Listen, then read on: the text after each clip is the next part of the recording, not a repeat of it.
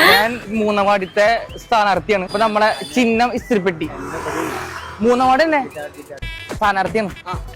ഈ വാർഡില് പുതിയ സ്ഥാനാർത്ഥിയാ. നമ്മളെ ചിഹ്നം ഇസ്തിരിപ്പെട്ടിയാണ്. വോട്ട് ചെയ്യണം.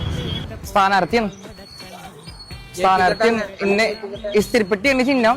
ജയിച്ചു കഴിഞ്ഞാല് എല്ലാവരും നമ്മൾ ഇസ്തിരി ഇടും. എല്ലാവർക്കും നമ്മൾ ഫ്രീ ആയിട്ട് ഇസ്തിരിപ്പെട്ടി കൊടുക്കും. ജയിച്ചു കഴിഞ്ഞാല് ആഗ്രഹം സാധിച്ചു തരും.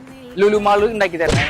എന്റെ പുതിയ പദ്ധതി ഈ റോഡ് പൊളിച്ചിട്ട് ടൈൽസിന്റെ റോഡ് ഇടാന്നുള്ള ഒരു പദ്ധതി ചെയ്യണേ. എവിടെ ചേട്ടനോ ഗുരുവായൂർ. പിന്നെ 3 വോട്ടും പോയി. മൂന്നാം വാർഡിലാണ് നമ്മൾ നിക്കണേ. ഞാൻ ജയിച്ചു കഴിഞ്ഞു കഴിഞ്ഞാൽ നമുക്ക് ഈ റോഡ് ടൈലൊക്കെ ഇട്ട് തരാം. അപ്സരസ് രഘുവൻഷിന്റെ പേര്. 3 2 കോട്ടയാ. ഇപ്പൊ പുതിയ നിയമം വന്നിട്ടുണ്ട്. 3 2 2 3 വോട്ട് ചെയ്യാം. ഞാൻ മൂന്നാം വാർഡിത്തെ സ്ഥാനാർത്ഥിയാണ്. ഇപ്പൊ നമ്മളെ ചിഹ്നം ഇസ്തിരിപ്പെട്ടി. മൂന്നാം വാർഡ് തന്നെ അവിടെ തന്നെ ഞാന്. അപ്പൊ വോട്ട് ചെയ്യണം.